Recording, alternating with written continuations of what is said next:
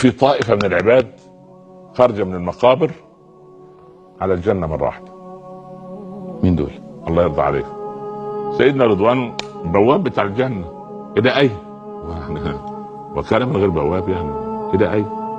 أنتم لم ينشر لكم ديوان ولم ينصب لكم ميزان، كيف تدخلون الجنان؟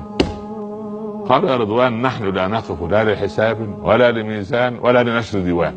أو ما قرأت القرآن؟ رضوان قرأ القرآن. قال في أي شيء من القرآن أقرأ؟ قال إنما يوفى الصابرون أجرهم بغير حساب. قال وكيف كان صبركم؟ قال نحن كنا إذا أسيء إلينا حلمنا، الله، وإذا جهل علينا غفرنا، وإذا أذنبنا استغفرنا، وإذا ابتلينا صبرنا، وإذا أعطينا شكرنا.